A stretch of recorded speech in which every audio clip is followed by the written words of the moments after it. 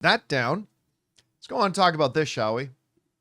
Yesterday was both a great and a horrible day for the same reason. It was the finale of Skeleton Crew. So as excited as I was to see the final installment of the season, I was also very sad knowing that next Tuesday, I got nothing to watch. I'm sure I'll find something. Maybe I'll finally get started on Lioness or something like that. There you go. Got to get going on that too. Anyway, so the finale came out. We're going to talk about the finale in spoilery detail. So if you have not seen the show yet, or if you care about finding out what happens, you might want to put on mute. Actually, let's bring it. Yeah, there it is. There's that little spoilers warning. So once that spoilers warning comes down, you can unmute. Okay, just as a warning for all of you. All right. Here's my sentiment and my feeling on the episode. Okay, we'll talk. I'll give my overall impressions of the season as a whole in a minute. We'll talk about the episode here first. The episode I thought was fantastic. As a whole, the episode was fantastic. The adventure of it, the way they each split off and had their individual missions to accomplish, all that kind of stuff. I thought it was great. I loved this. The dad riding with them on the speeder bikes, like all that kind. I loved all of that. I thought it was great. It was a wonderful episode. I don't know if I would call it a wonderful season finale, though. I thought it was a wonderful episode. I just don't know if I'd call it a great season finale. Because, it felt more like, oh my gosh, what a great place to cut it off until next week. Because, what happens to Adden? The barrier's down now. Like, okay, what happens now? Or Jod, this is just, hey, Jod, okay, see ya. And he's still there. This Force-sensitive Pirate King dude who's very dangerous, but also still has a bit of a conscience, I guess, is still out there. I mean, we don't even, I'm not saying they had to capture him or kill him or anything like that, but even when we got to saw him, I had planned this when we were on that other planet that was a clone of Adden. I saw the secret escape tunnel and I got through it, and you see him like Vader at the end of the original Star Wars. The Death Star blows up, but there's his TIE fighter still spinning out of control and he gets away. Like something like that. So overall, again, loved the show. Loved the episode. I thought it was a great episode. Just, Ray was watching the episode this morning. Mm-hmm. And when it got to the end, he said out loud what I thought a lot of us thought. That's it? Like I could hear he audibly yelled out, that's it? And it's like, yeah, so I kind of felt that way. Anyway, now, as a whole, what a win. Yeah. Wonderful. And because, man, I'm telling you, Lucasfilm, especially on Disney Plus, have not been batting so well. Between Obi-Wan and Ahsoka and the Acolyte. And they had a couple big wins. Andor. First couple of seasons of Mandalorian. Book of Boba Fett. The best one. If you ask any Vespa owner, they would say yes. But they needed this, especially coming off the train wreck that was the Acolyte. They really needed this. And it brought me so much joy watching it. I thought the final episode, again, aside from the ending, kind of encapsulated what I loved about the show overall.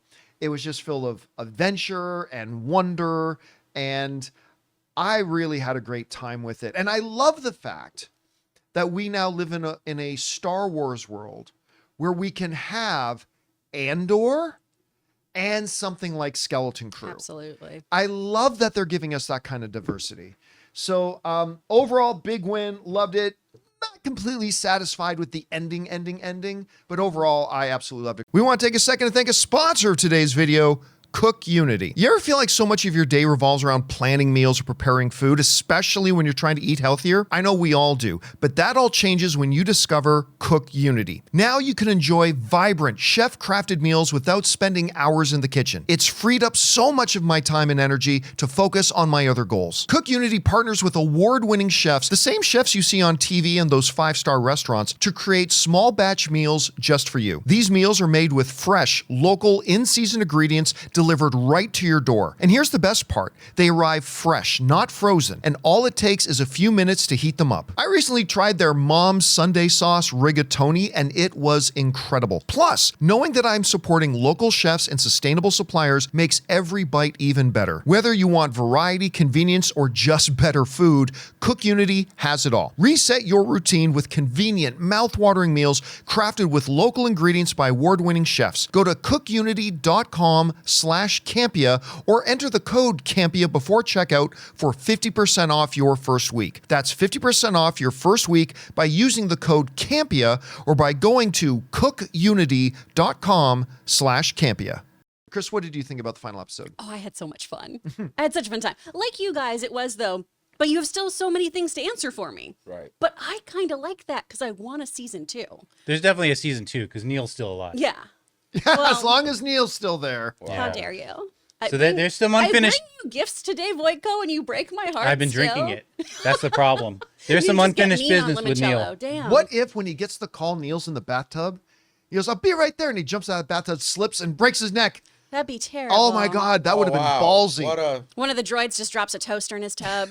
No. The droid accidentally powers off while standing over the bathtub and Yeah. crushes Neil. That'd be terrible. Oh, Not are not great. baby Neil. This is Neil why the we baby. need a season 2. Neil the so. baby's gonna be fine. But we have a lot more to learn about At-Atten and also how they survive after all of this, right? We just talked about Severance. We have a similar situation here too of what happens when your entire ideology is completely decimated. right. What happens when the world you know is completely eradicated and you have a whole new thought process? The supervisor is donezo for right now. Oh, by the way, I called the supervisor did. yesterday. Yeah. yep. What you said was going to be a droid, No, right? Oh, he said I it was said gonna he be was AI. he was going to be like a system, right. like a system setup. Yeah. And, And it so, ended up being, well and he done. even called him a droid, but you're right. Yeah. It was just a big Well droid. done. Was it Stephen Fry doing the voice too? Oh, I don't I know. need to double check, but it sounded like Stephen Fry. I'll look it up. It was really great and really, really well done. And one of the other things I would really like to see for them to do is kind of like how anime does OVAs or how there's downloadable content for video games. Oh, it was I- Stephen Fry. Oh, good. Okay. I'd love just a one-off that gives us that Jar Janawad backstory of the Order 66. Well, now correct me if I'm wrong. Mm-hmm. Did Jod's backstory not ring very similar to the Jedi in the video game? Fallen Oh, Order? Fallen Order. Fallen Yeah. Order, yeah. What's the name of the character again? Kel Kel Kessler? Yeah. Kesselis or something like that. Yeah, it was actually very similar to that. And I thought for a second, this seems a lot like Kel Kestis's background. But then when I thought about it for a minute, I thought, well, there are thousands and thousands of Jedi, and I'm sure a couple of them probably had younger ones that survived. Yeah. I mean, it was the same thing in Rebels. I was going to say it was Right. very similar to. Yeah. Right. Same thing in Rebels, same thing in Jedi Order, same thing here. But, getting to see one who, because of his experience and his trauma, kind of broke bad. Mm-hmm. And But not in the typical Sith way we've seen. Yes, of just, exactly. I'm Yeah. only going to look out for myself. yeah, I thought it was telling, like at the end when he's still sitting there, goes, I don't want to hurt anybody. I Right. want you to still have your lives. I just want to be the one to make all the money. Yeah. Right? All that kind of stuff. But I mean, let's not forget, John did kill people. He absolutely killed people. in the But show. I love when a villain justifies what they're doing. Right. And I love that they see themselves still not as the villain of doing well, no, you're putting yourselves in this situation. I've told you time and time again, don't disobey me. Don't do this. You're putting yourself in harm's way. And I love a villain like that. Look so what I you're want more of making me it. do. Exactly. Yeah, his backstory was kind of like I kind of felt for him a little bit towards the end when he was Yeah. explaining what happened. I mean, Ray and I were both like, I kind of feel bad. He just wants credits that aren't even really usable Yeah. for these people. Just let him have it and go. Yeah. Okay, can I say one thing that the show did great? It's difficult for the hero to walk into the vault or the treasure cave or whatever and to truly feel really overwhelmed by it. Aladdin, the original animated movie, did a great job of that when he went to the Cave of Wonders. This one really did it. Like when they open that vault Yeah. and you see this chasm. And there's multiple of them. Like when you had these pirate groups willing to kill each other over one piece. Yeah. And there's this, they did a great job of that. That felt pretty cool. Anyway, but let me ask you then, Crystal, about the actual ending, where it decided to end off. How did you feel about that? It was a little. Wait, what? Yeah. Part of me feels like if they gave me a full, complete ending, they would have had to cram so much stuff in the end there because of these short episodes that to make it feel like a Yeah. satisfying conclusion, right? Of the, what do we do now? How do we move forward? What happens to the supervisor? All of those things. I feel like they didn't have enough time to juggle all of those things. It would have been nice to have some sort of, at least, well, now we have to rebuild, or now we have to do something, just to Right. give us a little bit of a semblance of closing this chapter before we move on to the next. Or like at least give us some hint that there's going to be a season 2 then. Yeah. Yeah. Well, that's what I was waiting for. Well, After they we went got through to all the little wait. Jedi slideshows. Yeah, they got to wait to see that because, like, not surprisingly for the show, It's expensive. because you too. know, again, coming off of a small streak of really bad shows that they've done, and this one looks like Goonies, so it's not going to appeal to the wide thing. So, not Right. surprisingly, like the ratings for the first 2 episodes came out, and they were low. Yeah. Oh, Right? They were low, but that's not unexpected.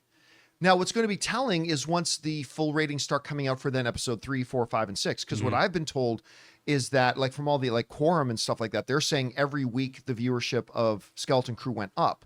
Now, did it go up enough? Right. Yeah. And now will idiots like us talking about it turn some people on who didn't see it to go, guys, seriously, you need to watch this show. I know Acolyte was crap. I know Obi-Wan and Ahsoka disappointed. I know Book of Boba Fett was terrible. I get it. Skeleton Crew is something special. It's a special little show. Not on Andor level, but a very, very different kind of show. Anyway, guys, question is for you. What did you think of, number 1, the finale of Skeleton Crew, but number 2, as a whole, the series as a whole? Whatever you guys thought about it, jump down to the comment section below and let us know your thoughts. Hey guys, thanks so much for watching this video. Make sure you like the video, leave a comment, and subscribe to our channel. And don't forget, we have a daily podcast called the John Campea Show podcast, available on Apple Podcasts, Spotify, or your favorite podcasting app of choice. Go and subscribe to it today so it'll be there when you need it.